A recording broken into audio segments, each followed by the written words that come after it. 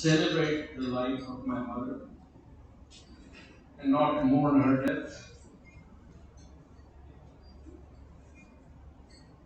She was certainly mom, and we have our own issues with moms, like any other children. But she touched so many people in so many ways, and that is why it is so beautiful to see all of you gathered here. Because we all have to pass, but she passed and left a legacy, and we wish all of us could do the same. We have a short film to start with that thankfully my sister and her cohorts did, and that captures some essence of her. So we'll show that now.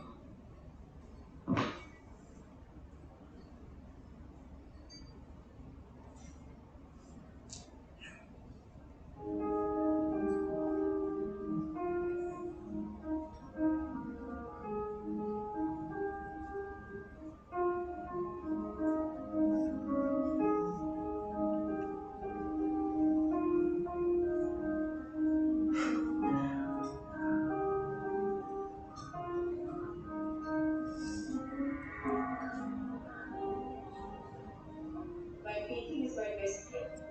It's a meditation for me. So I put my entire heart and soul into it. I talk to it, I converse with it, I fight with it. It's myself.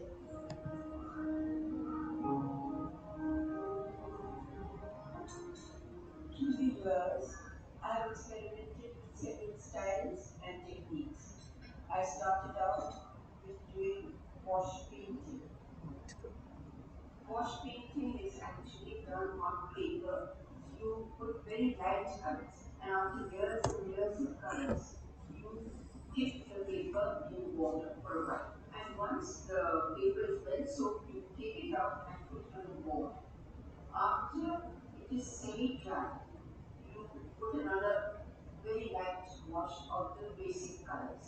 Once you get up the colors of the drawing and it attains a certain depth, then you start doing the lines, which also have tones. And every time you put a line, every time it's a darker tone and the lighter tone, they start emerging. So the lines also have character, the colors also have character. This way, the whole painting develops into a cohesive whole.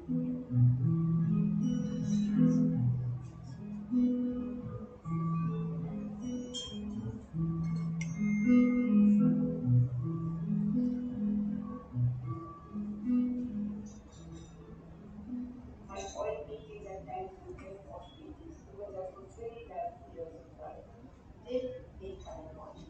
And the nostrils were so fine that they blended into a piece. The style, incidentally, was a carrying over from wash style. भैया बढ़ा दो इसे Over the years, my technique evolved to work very differently with paint and how I moved the brush. I was making different brushes. So there's all groups, the different methods of using oils and the colors, using contrasting colors on the same paint was very interesting for me because it brought out the light and the depth.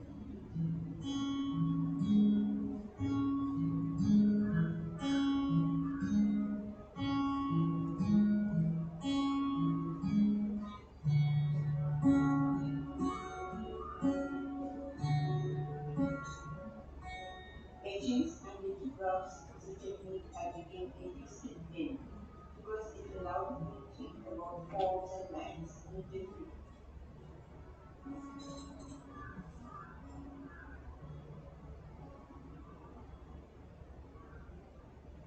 It's done on method, first waxing, then you put acid to bring out the etching, it has to go through a roller so that the color comes on the paper.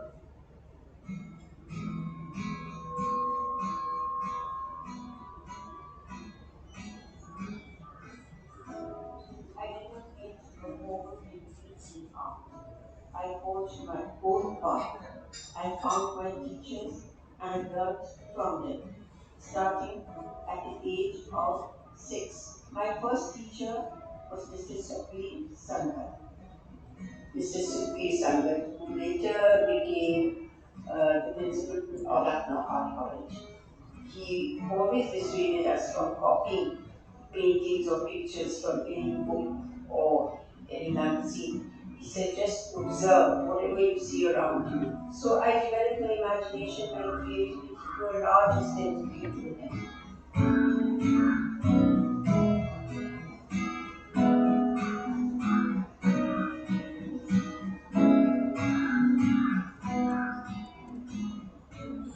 I made paintings like Creative Impulse when I was 16 years old, a teenage revolt against society, the woman trying to break all the walls of society and be an individual that can speak.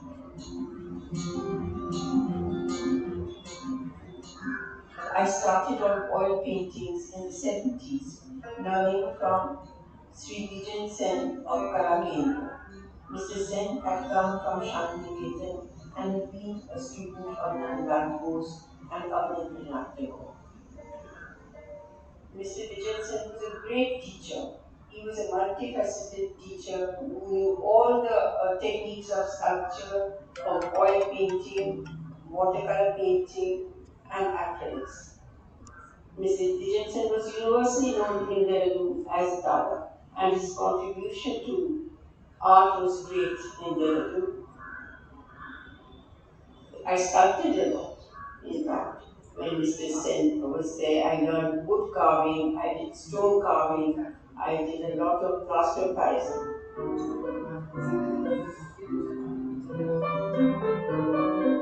This training was very helpful when I started doing etchings and lithographs.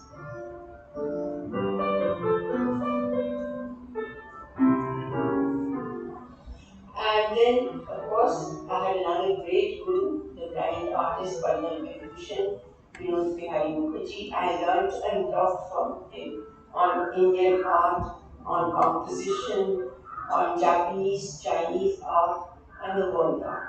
What is tone, what is composition, the theory of art was really grounded into me by Vinod Bihari Mukherjee. His conception of art was very different because he sketched through touch.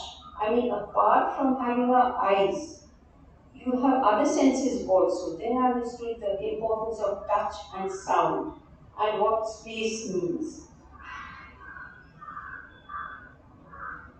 I made a lot of collages and a lot of paintings also on minimalistic style because that's what I learned from Monika. How to express maximum with a few lines. And this minimalistic style really helped me because then I could concentrate on the composition.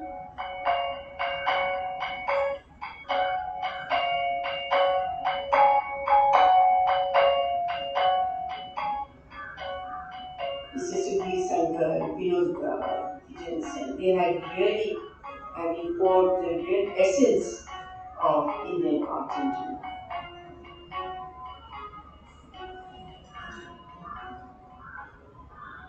By God's grace, as others, artists talk about struggle, I had no struggle. Yes, I had to struggle in society because they couldn't accept me as a person who would go out and paint out on the road, paint out on the streets, because I was young and just parking the car anywhere and everywhere on the road or on the mountains and start sketching.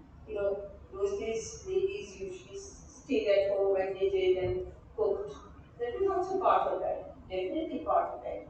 But I went beyond that. So the society didn't accept me that well. But that was society.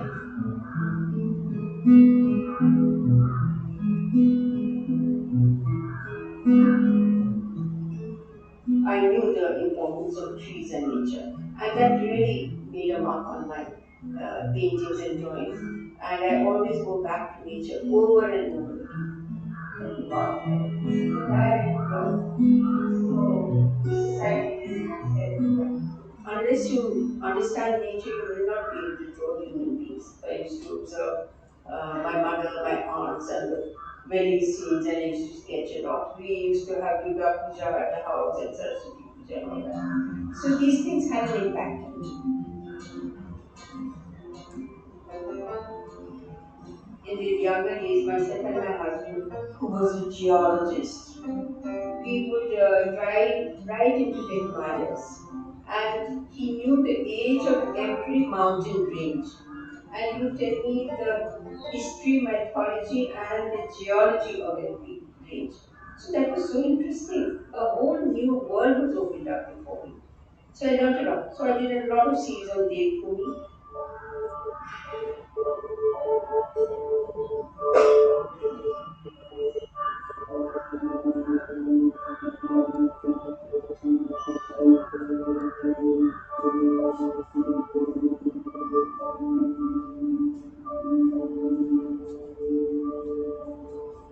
I felt that the soul was one thing that was permanent on this earth, in this universe. The rest of us were changing every day.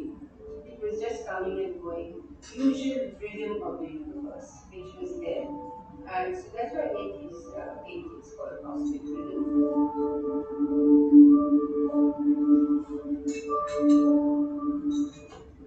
I think I'm a pilgrim on this earth. Every day is a new day for me. Every day I learn something new, I imbibe something new, and I think I can always give something new to the world. Because no day is similar for me, no day is the same for me.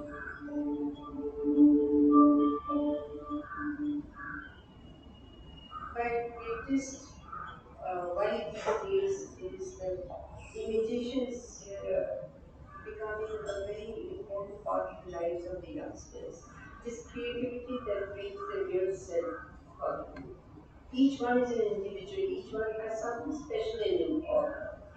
Each one has something to give. Give that what you have. Realize that what you have.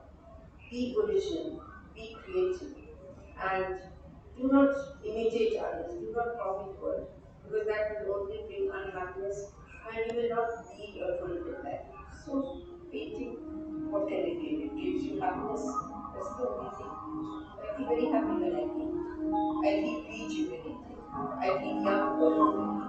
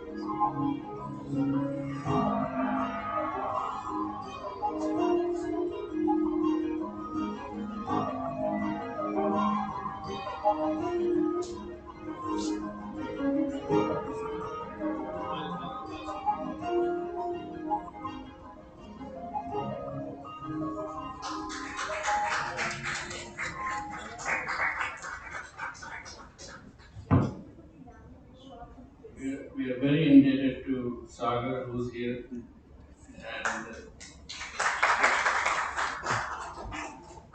who's been training under my sister. And one thing I do wanted to say about my mother was she always found something positive to say about anybody. And I think that touched more people than anything else I can tell you. You know, always finding the positive and emphasizing that. Anyway, I would like to invite my sister as representing our family to talk a few words. Good evening, everyone. Thank you for being here on this very special occasion. It just shows how much my mother was loved. It's really something very overwhelming, and I suppose you'll understand this is very difficult for me. And just bear with me. See, souls like her do not pass. I think you will agree with me, right?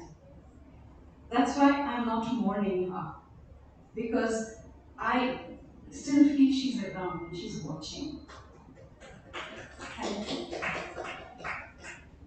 Like she said, souls are permanent. We change our costume, yes. That's what the Gita says. But the soul is permanent. And you heard her saying that. And yes, like my brother said, we all have issues with moms. One of my issues was being sent to music school when I wanted to play with friends when I was little. And she just couldn't understand it. She said, "You don't want to learn music? Okay, then you learn painting, and I can't paint to save my life." So it was music, and I was very reluctant. But she used to say things like, music will make you a better person, better than yourself. It will open new avenues for you. Now I understand what she was trying to say. And she was also very ahead Hi of her there, please time. अभी मत करो, अभी नहीं करना, That's मत something करो मत करो, अभी नहीं I करना, नहीं अभी नहीं suppose करना all of बस, you मैं realize as बोलूँगी well. तब होगा, She would say अभी things नहीं, like, you वो don't तो have to do conventional academics if you don't want to. जो पहला वाला था ना If you उसी want पे to रहो, just get into writing or बस music, that's fine.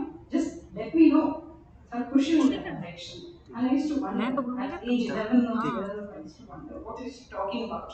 Again, I understand what she was talking about.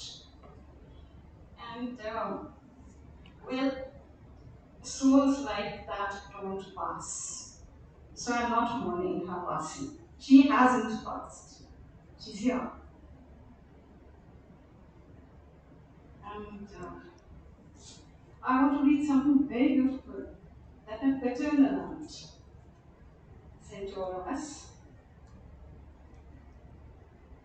Uh, Monika Bothi, that's what she called her. Monika Bothi was an exceptionally talented lady, yet she never gave any publicity to it. She was gracious, beautiful, dignified, at the same time humble. She maintained her own personality. She was a prominent artist of Dehradun, learned sculpturing also. Later in life, blossomed as a writer and editor of a wonderful book, Footprints of Bengal and the Himalayas, one of my favorite books. She was not only a sincere and helpful friend, rare to find these days. We happily shared our thoughts and feelings without any reserve. We loved to go out together, especially to Ramakrishna Mission and Ma Anandamoyi's ashram. Even after I shifted to Kolkata from Dehradun, distance did not create any gaps. We continued to share our thoughts and experiences regularly over the phone. She was such a spiritual person with an inner glow which I truly admired. I feel the void and miss her greatly. Her blessings will always be with you. She's addressed the three of us, me and my siblings. May she rest in eternal peace. So let's celebrate the peace she has entered. Let's not mourn her passing. Let's celebrate her life instead. That's what I would say. Thank you.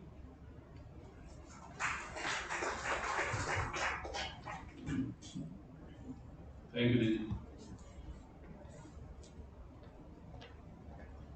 As we go through the evening, large portion of our life. When we started, when we were very young, going to Kala Kendra was just the normal thing to do. We would go there, we would sit around and watch Ma do her stuff, or sometimes we would dabble in our own paints, and we made, I think, maybe 150 Buddha statues, at one time. You know, to throw some light on that, may I ask Colonel Dugal to please come?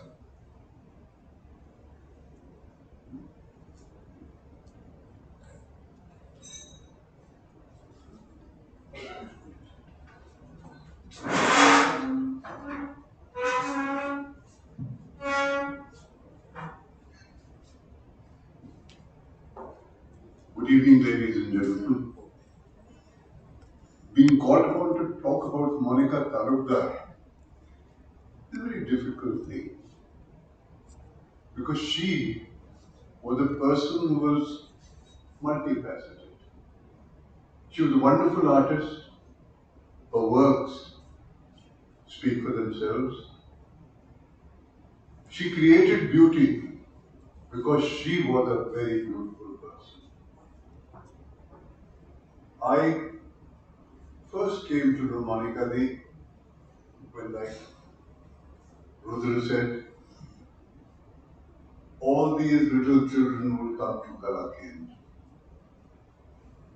And on my forays from my training in the NDA and later on in the army, whenever I came home, there was this beautiful apparition with a little kid in her lap, Shaswati. And she would come and, like she said, park a car anywhere. Those were the good old days of Dehradun. You could park anywhere because this was your town. Now it is not our town. It belongs to a whole lot of outsiders. And she would come with this little kid. I suppose straight from the kitchen she would at times say that I came to Dada to paint with a lot of ghee and tail on my clothes. So that was the level of informality. You could walk from your kitchen to Dada's creative studio. What a beautiful person she was.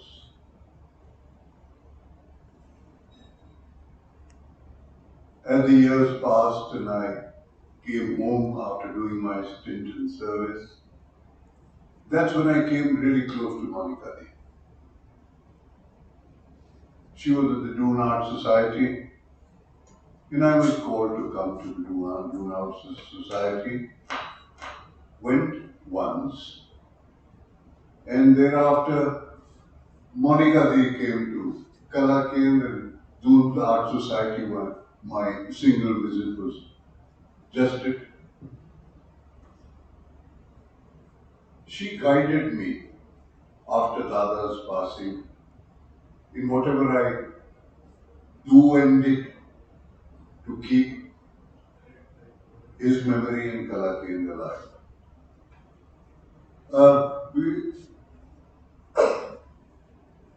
My young friend here, when he recorded her film, she said every day in every canvas she sat on was new, was a different experience. And you look at her work, the complete spectrum of it. You can't look at one painting and look at the other and look at the other and say, this is Monika Talukdar, because each painting was different. And I think that she imbibed from Dada. I asked him once, I said, Guru, बड़े बड़े आर्टिस्टों का काम देखिए एक का देखते हैं आप एक पेंटिंग पे कहीं और बिना नाम पढ़े पेंटिंग देखें पता चलता है ये उनकी है ये उनकी है ये उनकी है. He said the easiest thing to do in life, and that is what Monika didn't do. The easiest thing to do in life is to develop a style. And you get stylized. वही form वही colour वही composition कभी सिर इधर कभी सिर उधर कभी घुटनों पे कभी खड़े कभी लेटे बट सुबह आज दादा ऐसे दादा आपकी कोई पेंटिंग देख लो पता ही नहीं चलता कि उसी आदमी की बनाई हुई है.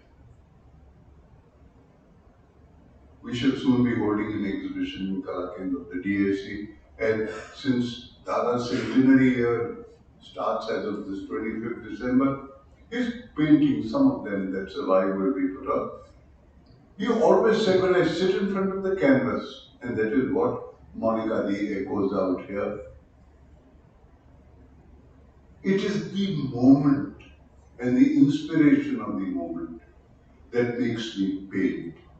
And what I paint is not related to what I did yesterday. Yesterday was another day.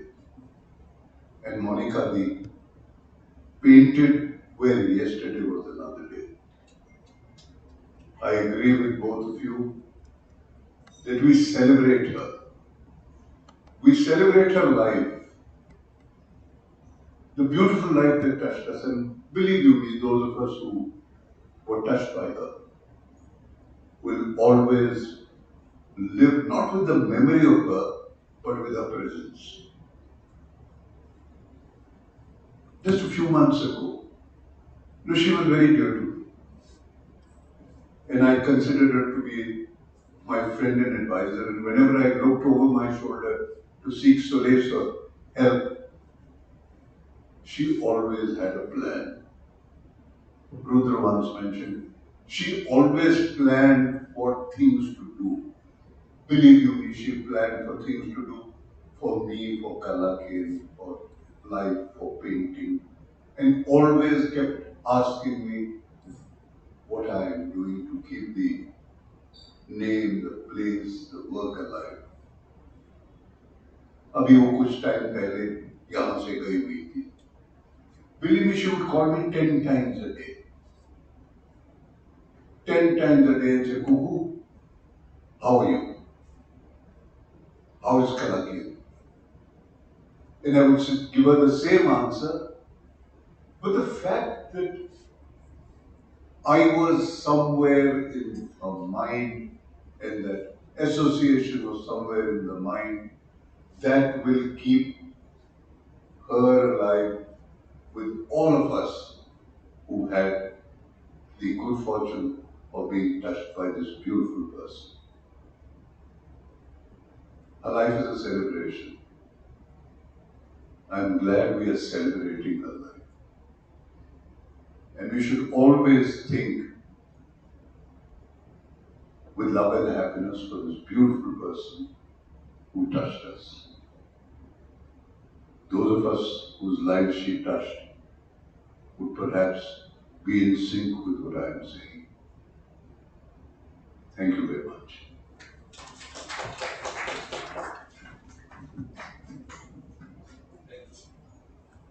Thank you, Colonel Dugal. That was so moving and so from the heart. Mom always loved to teach, and she started young. She taught in various schools around the place, Mr. Marshall School, Wellens, and in Wellens she stayed for a pretty long time. She even taught in Bloom School for a while. So to enlighten us on that time, may I ask the owner of this hotel who's been gracious enough to give us this space today, Mohitan, to say a few words.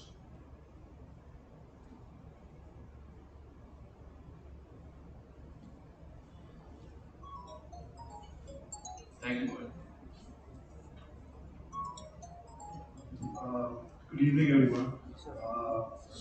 Thank you, sir, for giving me this opportunity to speak on behalf of many people whose lives man has touched. So, like Colonel Duggal said, that she's touched many people's lives. As I see around this room today, I see a lot of familiar faces, and this tells me that in her ways, she had made an impact on each and every one of us. What I didn't realize until her passing was that how monumental was she in developing my artistic abilities as a student, as a person, as a human being. And I'll tell you that in a little bit. But my first interaction with man perhaps was in the year 2008 when I wanted to ambitiously set up an art gallery in this hotel. So naturally, I looked at the culture and the people who were spearheading the movement for art in Dehradun, and her name came up, and it was Dune Art Society. So I contacted them, and Bonu Bhatnagar and Ma'am came over to my restaurant at that time, and they were very excited that something like this was happening. And she had a fundamental, she just had one point. She says, Mohit, whatever you do, we want all the artists to get promoted in the best possible way that you can, and do art societies for the artists that we're representing, and their interest should be paramount. So I was like, sure, man, we'll, don't worry about it. as you want to guide it, we will give this space to you and be associated with you.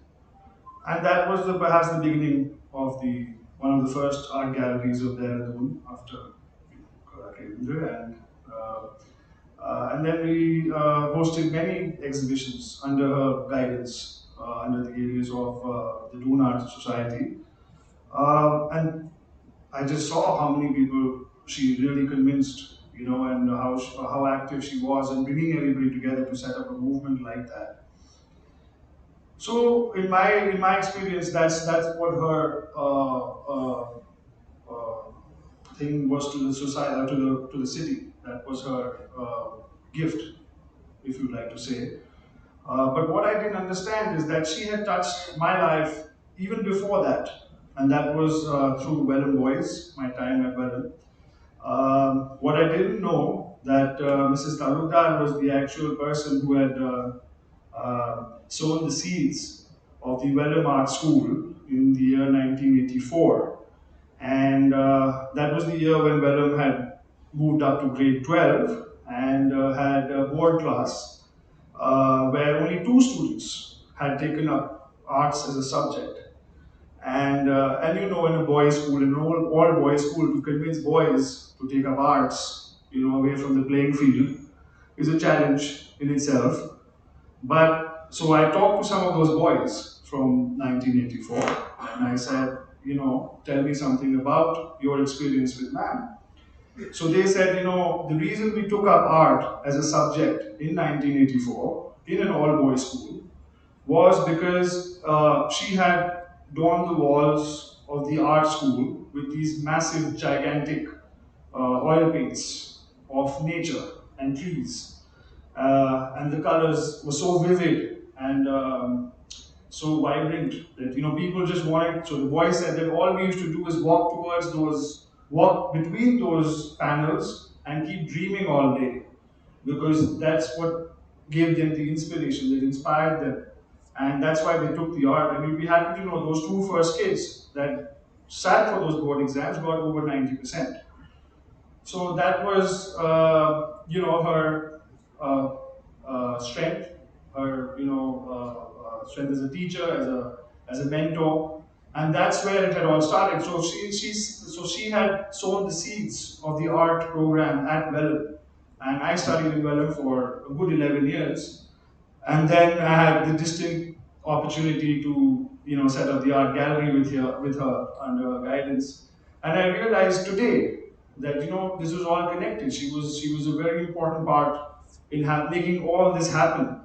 And that's how perhaps teachers affect children. And teachers themselves don't understand that sometimes.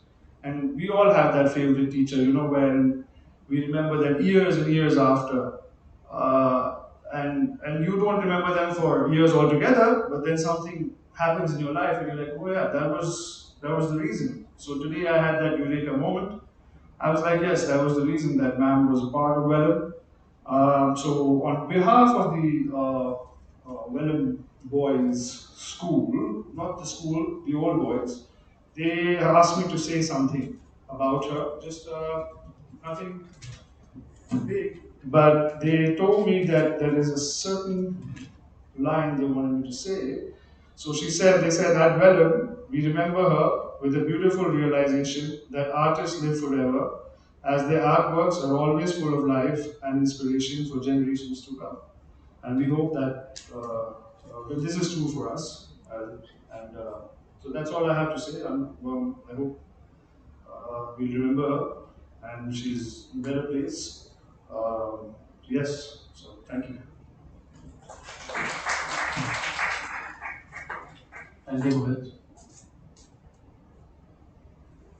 She was always encouraging everybody to be more creative, and in that creativity, she created a community that was called the Dunat Society. And my friend, an eminent pathologist and a wonderful photographer, Dr. Dushan Gaur, was part of that. Dr. Gaur, please.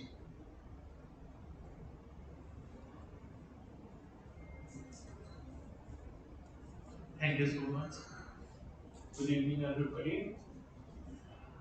I met Mrs. Talukdar on 22nd August 1998. I remember the date exactly because that was the birthday of my very close friend Dr. Prashant. I had prepared, as an amateur artist, I had prepared a small card which I gave to my friend Dr. Prashant, and he took it across the hall, which was full of so many invited guests, and showed to this lady in white who was sitting in one of the corners chatting to some other people. Then she called me, and looking at I didn't know what I had made. It was just a simple card making a wish for a better life and all that, whatever. I don't even remember what I had written there. But she looked at it and she analyzed it very critically. She told me all the good points. Plus, she said that next time when you try to do it, make these changes also. Try to incorporate these. So I was really taken aback that she took so much interest in an ordinary person's ordinary drawings. But that was the reason why so many people joined her and still remember. And I see so many people who have been with her for so many years coming together on this day and expressing their feelings for her. Then over the next 25 years, she became my mentor, and we had a very good time together because she never restricted herself to paintings only. She appreciated every aspect of life, whether it was book readings or it was going for an outing, some sightseeing, visiting some people, going to Aurobindo Ashram, and so many other places. And I was lucky that at many of such her outings, I was with her. And those will remain as some very beautiful memories of my life over the years. And when I used to be alone with her, even though there was a certain age gap between us, I never felt that I am talking to somebody elder to me. She was just like a contemporary friend, and I could discuss virtually everything under the sun with her. And she always gave me very positive advice. So much so that she at times said that you should move to the house next to hers because that house was available for rent, so that we can interact more. And I was obviously in awe of her. I wanted to learn the kind of magical things she was doing on the canvas.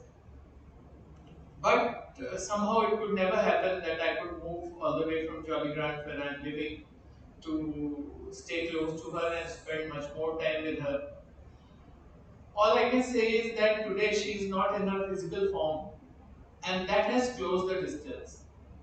Now I think she will always be with me in my heart, in my life, and will always be there to guide me and help me.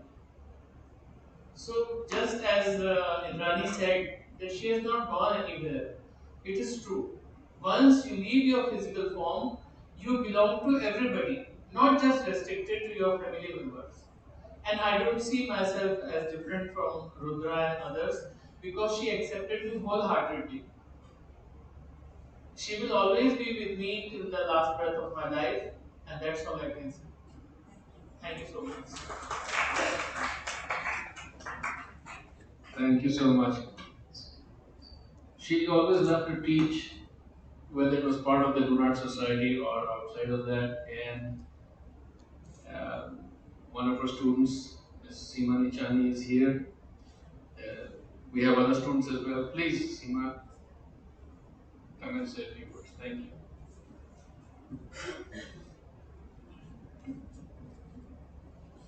Good evening, good evening, ladies and gentlemen. Today I am here to celebrate the life of Mrs. Talukdar, as she was my dear lady whom I will never forget. My association with Didi started in October 1998. I saw a picture of a painting in the classified, and as I was very passionate for painting, I reached her place the very next day. But then initially she refused to teach me, but because of persuasion of Indrani, she took me under her guidance, and then the journey started. Then I started going to her house for 4 days a week, and then she taught me whatever she could. And then she really became my, first I would address her as Mrs. Talukdar, then she became my Didi. Thereafter, be it her guidance, advice, tutorial, or trips to art melas, we also went to Allahabad, I went to with her, and exhibitions with Didi. I grew not only as an artist, but as a woman, as an individual. She changed my little view to a broader vision and gifted me with a whole new perspective of looking at things. Minute details, wider mindset, and how to appreciate and mature the little wonders of life.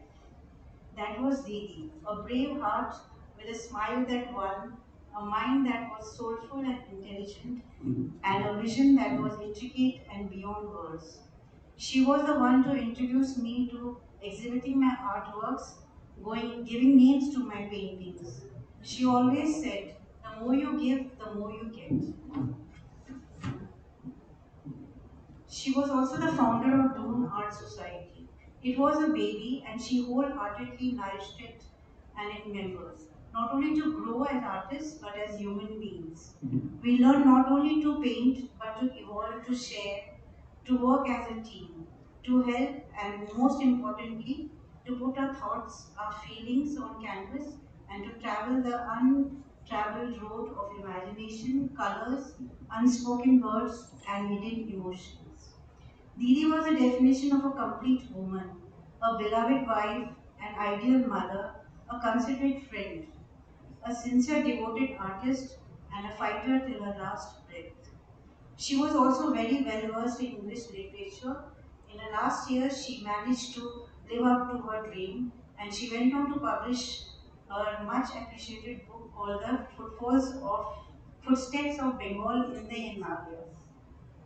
But unfortunately, she went on to write a second book also, which she was not able to complete it as because of the growing cancer.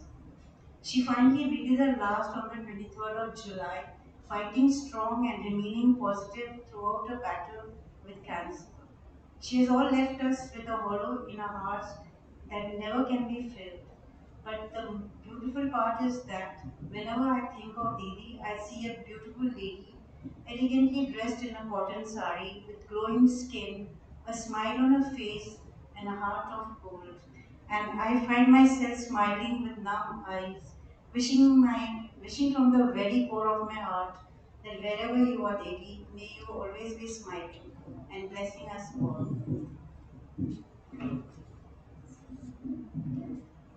I would like to end with some beautiful lines. Gently the leaves of memory fall, slowly I gather, I pick them all. Today, tomorrow, my whole life through, I'll treasure your words and remember you always.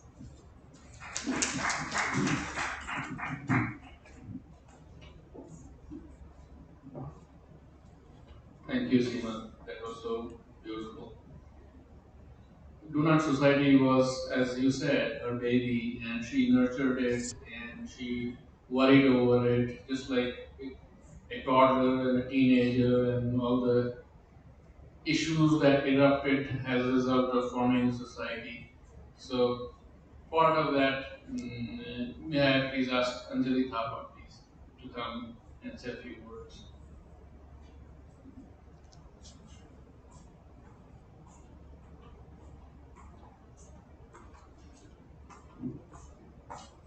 Good evening, everybody. I'm not a very good speaker and I cannot speak spontaneously, but I have some very fond memories with her. I think Dune Art Society brought us together, and she really worked very hard. And as he says, she used to always worry about it, like as if she's growing her own child. What will happen to it? How many people will cooperate with me? And all the time, she's very fond of starting a movement in the society. Not only painting to herself, keep bringing people together, starting some movement that is a great thing about her.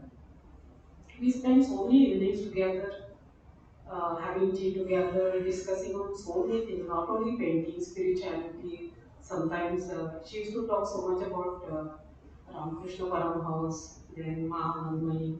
Then I used to talk about Osho. Then we used to have a lot of discussions on the spirituality and painting and so many other subjects like And I spent many very good evenings with her.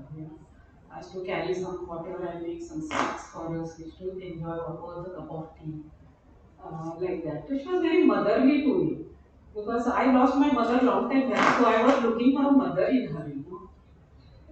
And it was a very interesting relationship.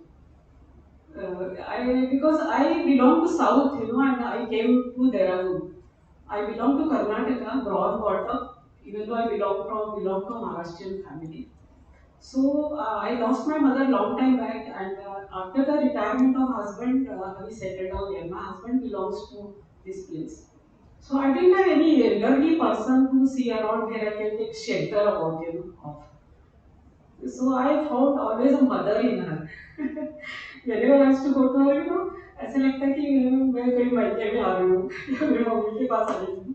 That kind of a relation. And then painting, of course, brought both of us together. She was a tremendous fighter, apart from being a creative person and social activist and other things, because I watched her from very closely how she fought her health problems. And in that condition also, she wrote that book about footsteps of Bengal in Himalayas, collecting so much of data, making people authentic information about so many Bengalis, history of the Bengalis who came here, and authentic information collecting all the people, the great Swamis also who came, and piling it up them together and then writing a book is not an easy thing. When she was not in very fit condition also. The way she last 3 to 4 years, the way she fought, she always said, now I am going, but I want to leave something behind for the society.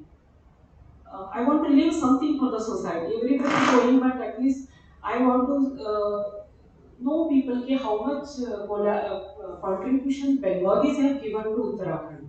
She was very much concerned about it. She was very proud of her own community also. Ki how much they have given to this Uttarakhand for ages. Like I don't know. She in that book she must have mentioned everything. That was that fighting spirit I really admire about her. And she lived alone.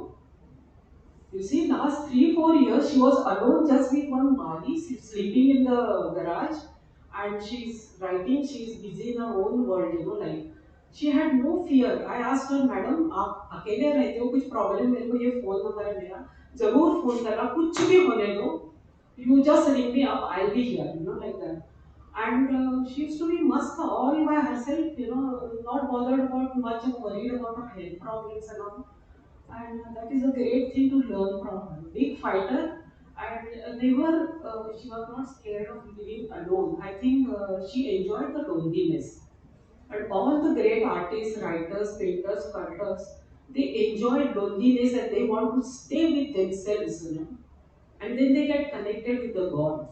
With the medium of painting, writing, dancing, whatever it is. So many types of mediums are there, but she enjoyed being alone. That is a spiritual quality. She was not scared of anything. Like एक माली है लाटा सा सोया हुआ है at the end of it and she's enjoying her loneliness. So that was a great quality I feel myself. So loneliness is not at all not a this thing what you call a sharp नहीं है वो. Loneliness one must learn, and I came to know from her that there's a great power in living alone. You are all by with your own soul and you are connected with the God. That I learned from her. Thank you so much. People have spoken such wonderful words about her. My vocabulary is absolutely poor, so they have not left anything for me, any word for me to further explain my emotions or what you say, my love for her. Thank you so much. Thank you so many lovely people. Thank you, Anjali. You spoke from the heart, and that's really all that really matters. We all are hearing about how even while her cancer was progressing, she had energy enough to write and edit this book, and part of that effort was Mr. S.K. Das, ex-Chief Secretary of Uttarakhand. So if he could come, sir.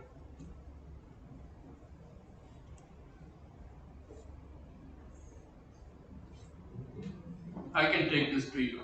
I think that might be good. Okay.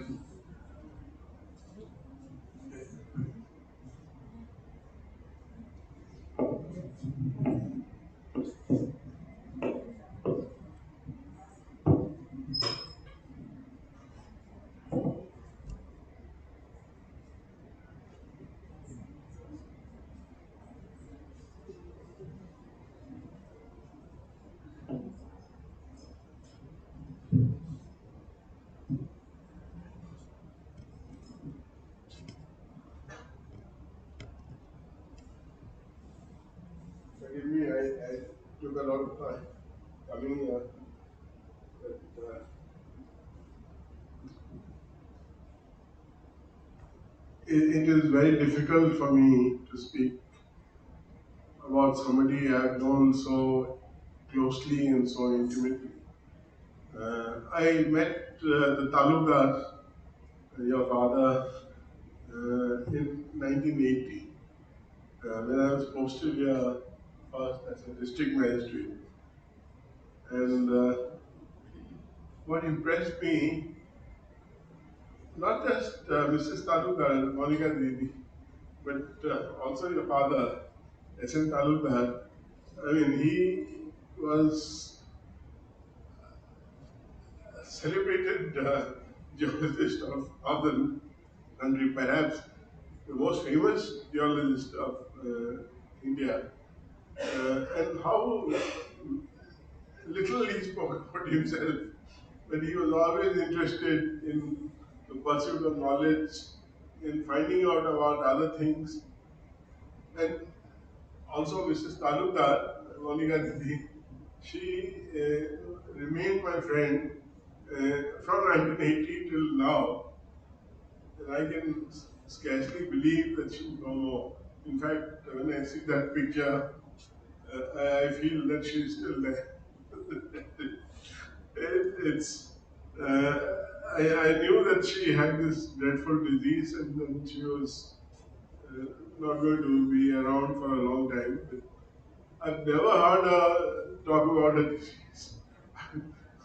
She was always positive, always kind, always courteous, and I was also, when she bought that land in Easy Road, I was there.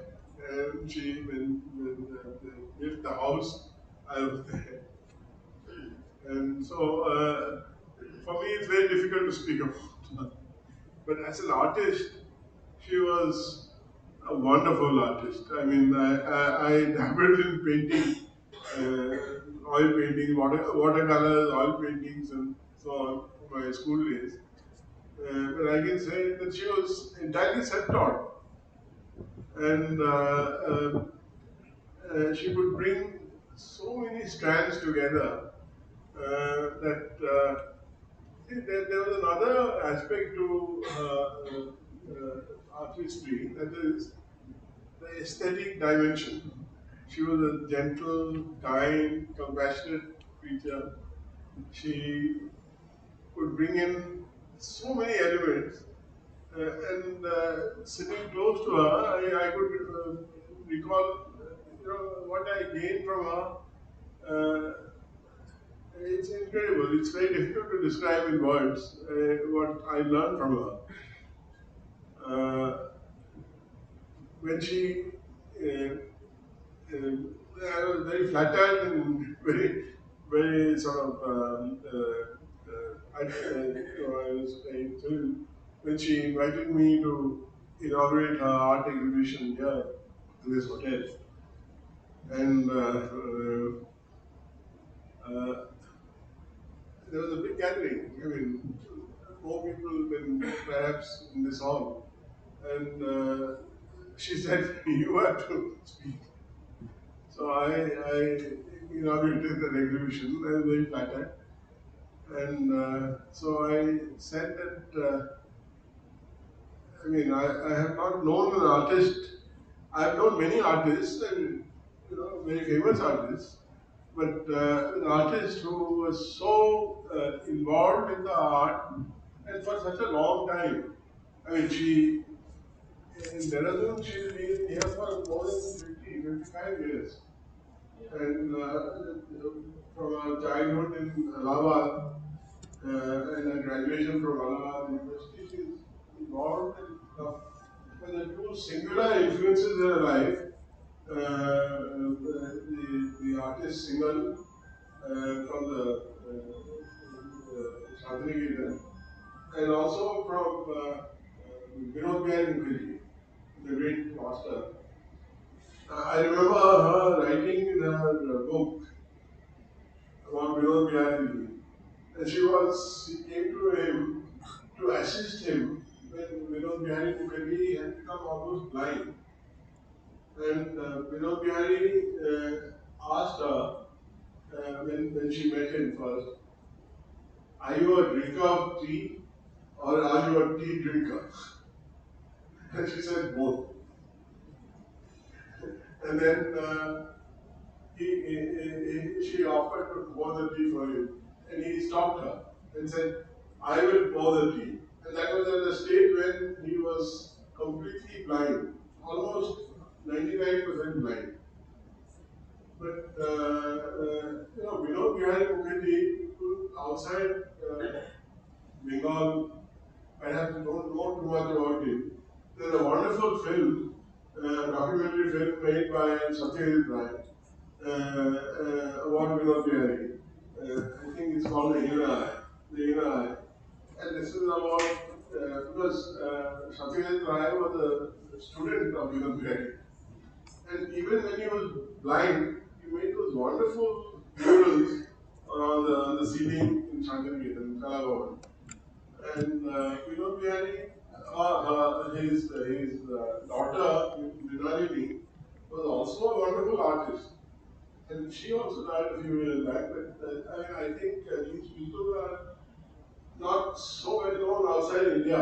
But I think they rank with Hussein and Raza and others as India's topmost artists. But coming back to Mrs. Talukdar, there are so many things when I sat next to her I could learn. And of course, her hospitality. Whenever I went to visit her in a house in East Canal Road, we never came back without a sumptuous meal or snacks that made us feel that we don't need to have a meal at all. So,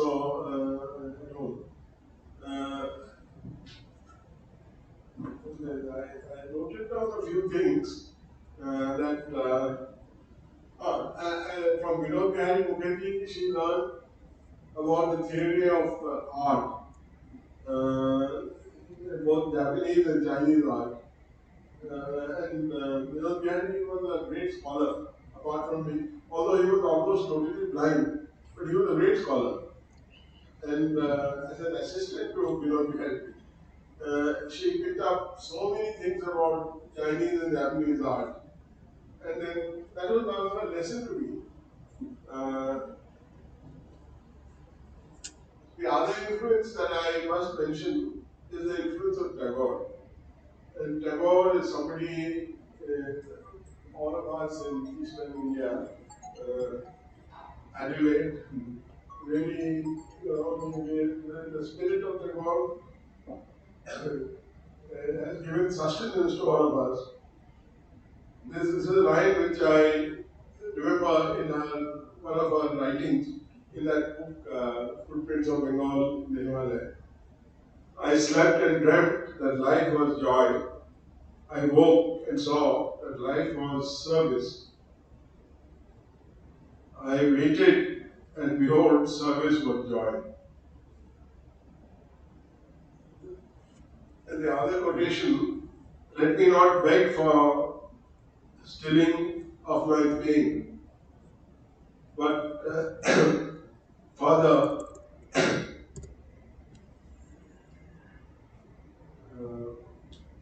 the heart to conquer it. The other thing that she mentioned, I mean, perhaps as a precaution, death is not the extinguishing of the light. It is only putting out the lamp before the dawn. Uh,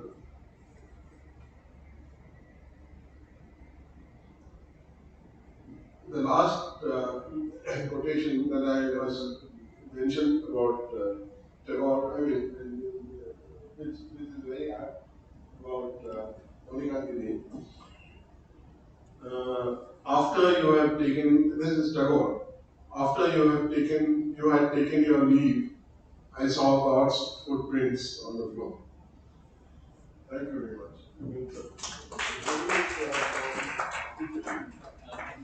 Thank you, Mr. Das. That's so kind and well put. As Mr. Das mentioned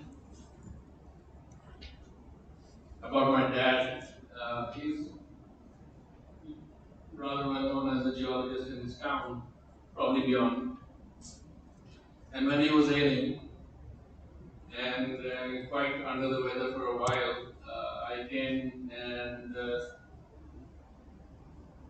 joined as a physician at Max Hospital here and found a great friendship with my surgeon friend, Dr. Akash Gayan, and he became my brother from another mother. And from that association, he has been with the family since that time. Dr. Akash Gayan, please.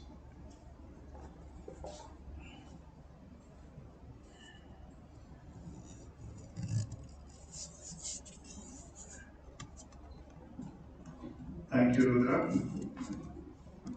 Good evening, everybody. So, where do I start? So, I came to Dehradun. I'm not from Dehradun, I'm from Bangalore. So, and Sanji is also from Karnataka. I'm also from Karnataka. So, when I came here, I was having some personal issues with my wife. So, I thought I'll come to Dehradun for some time and then move back to a bigger city.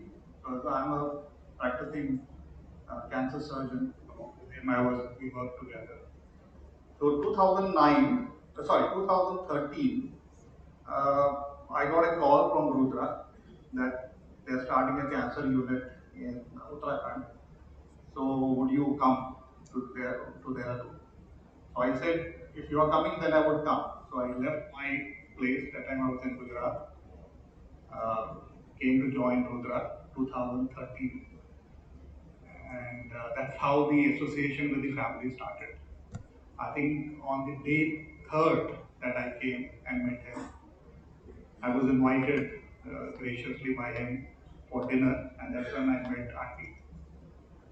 That was my first meeting with Talukdar Auntie, and ever since I always thought of her as my own mother. So, so we have come a long way from 2013. So unfortunately, Uncle fell sick at that time. We both worked. We started the cancer unit 2013. Did very well. Started from scratch, from zero. We had no patients. We would sit in the canteen and wish for our first patient, and then we got our first patient because everybody used to make a diagnosis. They used to run to Delhi to get treated initially. So we used to keep drinking coffee and tea till we got our first patient. We treated, and ever since there was no looking back. Uh, we created a name in Max, and Rudra and myself, we had a great team, and we enjoyed working with each other. It was fantastic. And the the power, or what would I say, the life behind our whole association was Auntie. So I was single at that time, and I would come to their house like son, have my dinner with Auntie, and make sure I have the rasgullas. And she used to make beautiful fish, and I was single, so I used to every other day be in their house with auntie, and auntie used to make dinner, enjoy her company. It was wonderful. Then unfortunately uncle fell sick, and then unfortunately, and before that uncle falling sick, we had a wonderful dinner with uncle in my house, which I remember so fondly. We had a drink together. He used to love his drink, his whiskey, and he used to love his cigar and pipe. So he had a last drink in my house. We had a wonderful time. His association, he was a very different man because I mean, all the people here quoted from books and Tagore and everything, which somehow I don't follow and I don't read much because all my life I've read only medical books. So one day I remember Indrani was there, I think Shashwati was there, and I told Auntie, this was quite recently, you know. And I told Auntie, whenever you talk in a group with other intellectuals and writers, I don't follow a word. So you teach me how to write and how to read a book because I have not completed a book other than my medical book. So she said, and she knows my work very well. She said, whatever you are doing a great job. Don't even bother. What you're doing, just continue. So her art, actually, I was inspired by her art, and I like to get that. I wanted to get that into my work. So we do. I'm a cancer surgeon. We remove things and we reconstruct faces and everything like a sculptor. So I used to come to her and I used to tell her, please teach me how to sculpt, and maybe I'll be a better surgeon. So she was inspiring me, and her, the sense of beauty and everything she used to, and I imbibed that in my work somewhere. That was so wonderful, because she used to teach me through art. I was learning medicine. I don't know whether it makes sense, but because again, all of you are artists and I'm not. But actually, it reflected in my work.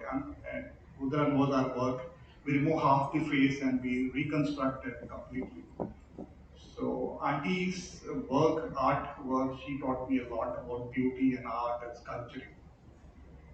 So that was so beautiful. Then Uncle unfortunately fell sick, and then we all were together in Max Hospital.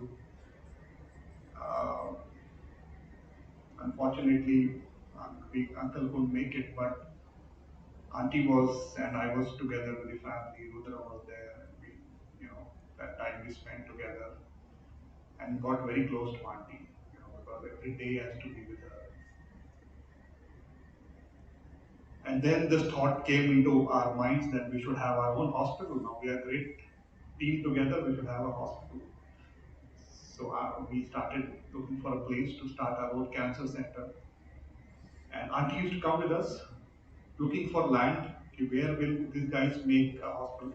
And you all know her because I'm sure when I say this, because you also have been touched by her, she is very excitable. So she once you tell her and it goes into her head, and then she'll be so, as you rightly said, so excited. Come, we have to. She'll call up in the morning. I've seen the land. Let us go and see a land. Then I would go with her to see the land. Seeing the land, I remember me and Rudra, we went, I forget the person's name, but Goyal, Mr. Goyal. Goyal. So he offered to give us his land.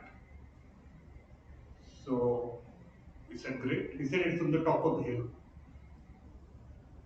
I said, it's okay. He said, it's very cheap. So he said, it is very cheap. You take it, make a hospital. So auntie called me in the middle of the night. We got the land.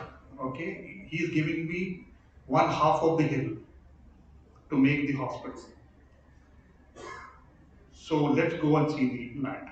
Okay, so I said, okay, fine. Morning, again she said, Shashwati also wants a bit of it, and Indrani also wants, Rudra also wants. It's a big piece of land. We'll make a beautiful place.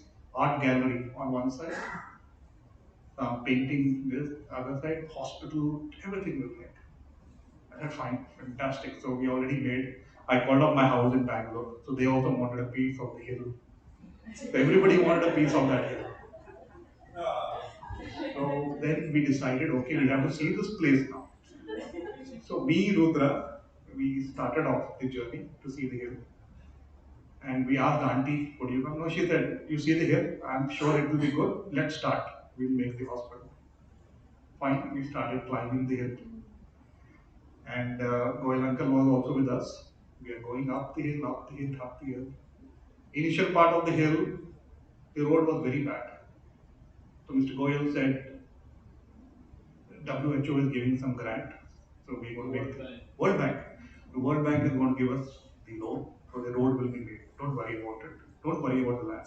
And luckily, I am a little bit of an off-roader, so I have a jeep, so we can go in places. Kept climbing, kept climbing, kept climbing. I said, Uncle, where is it? Okay, so then the road got narrower and narrower and narrower. And Rudra was on the side of the cliff, and he's telling me 5 inch from the edge. 5 inch, that was my tire. 5 inch from the edge, 2 inch from the edge. And it was Navratri time, and that's the only time I don't drink and I don't eat non-veg. So finally I said, Uncle, where the hell is your land? So he said, I was just hoping that you would show it to me. He had not seen it himself. He had not seen his land.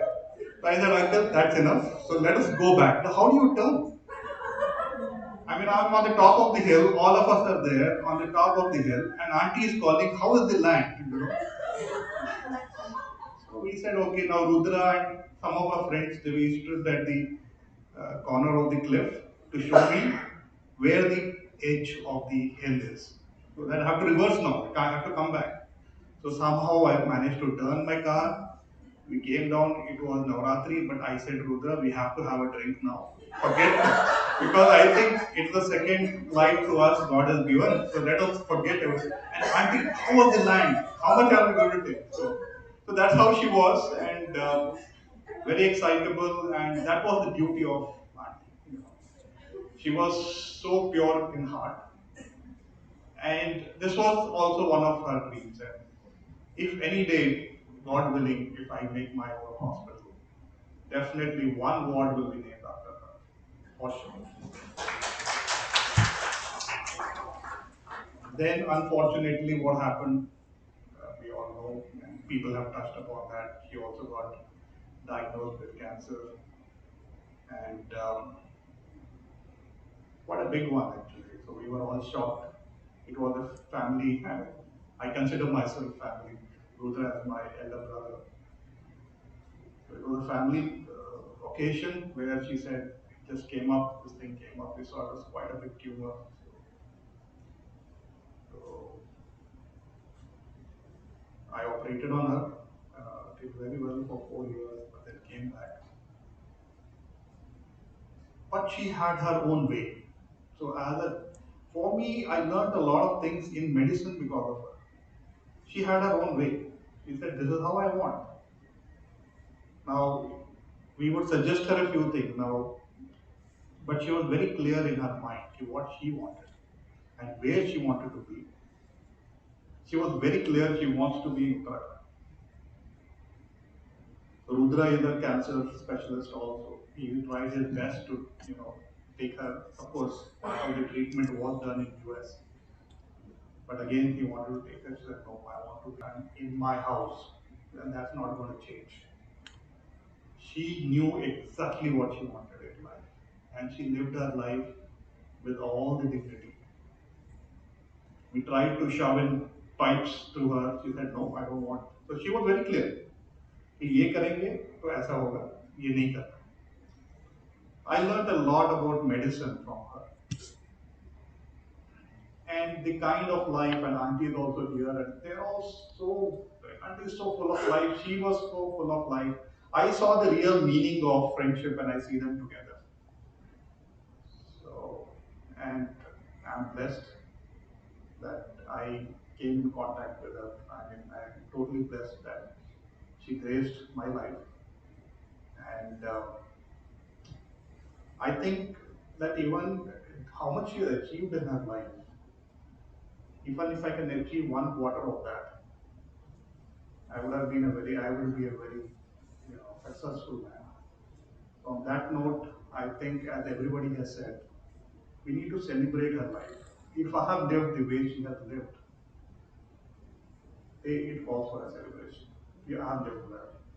And if I can do one quarter of that, I'll be very happy. Amen.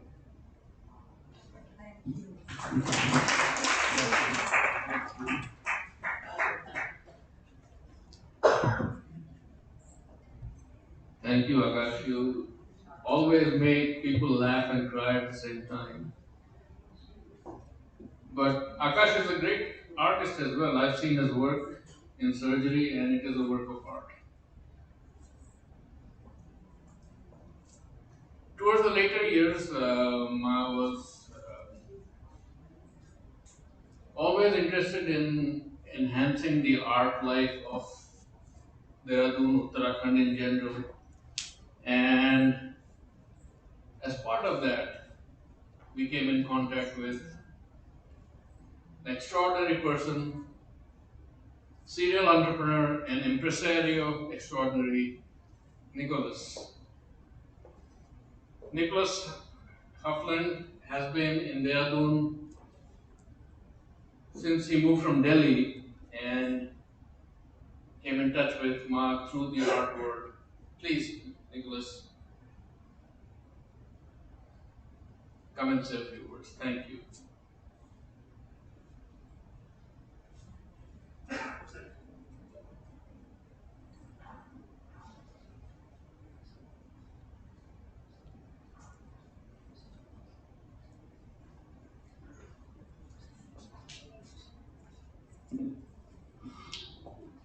Rudra, you're very, very kind.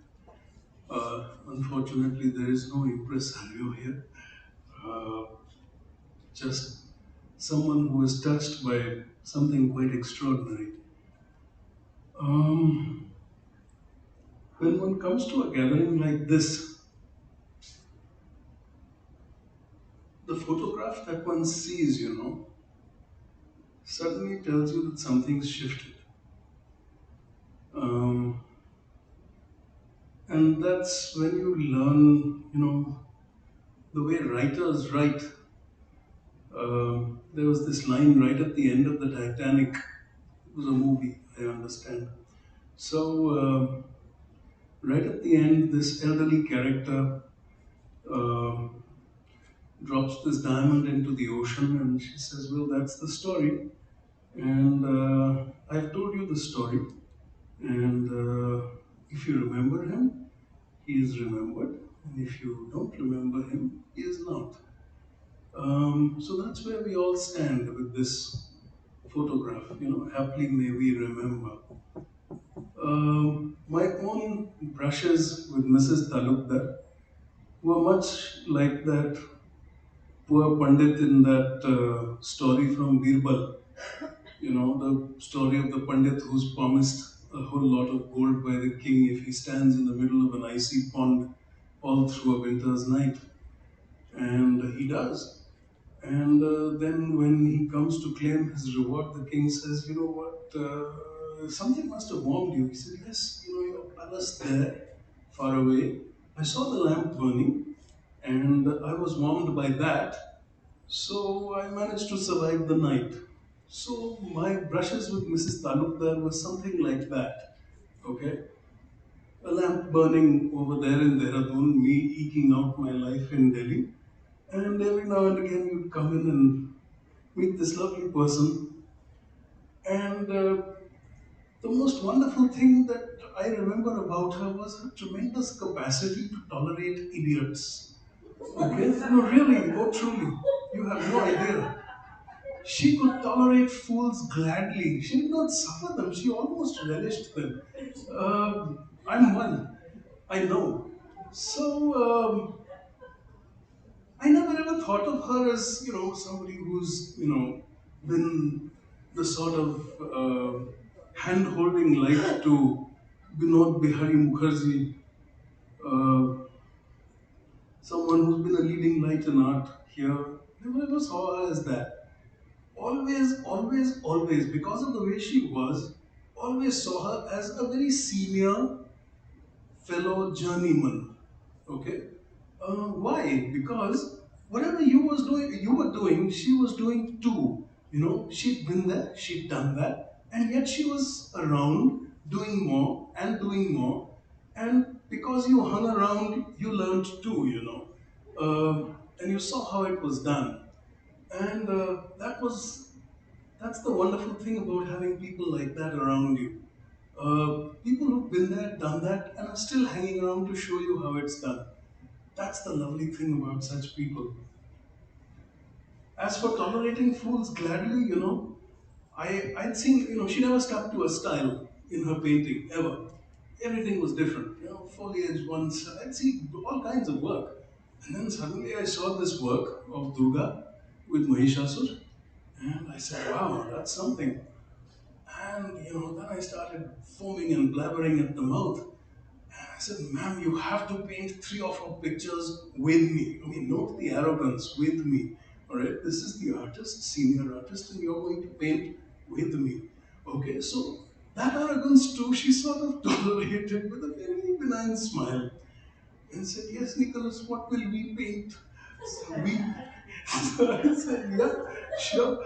I said, look, you've got this style which begins, it's got form, it's got substance, and then it's got a sort of vanishing point within the painting. It goes away. Okay, now that is really something. So I'll tell you what. One picture that we have to do in our stories, there is a character called Kevat. Okay, Kevat is a boatman who takes Ramchandraji across the water, and Ramchandraji says, "What the heck can I do for you?"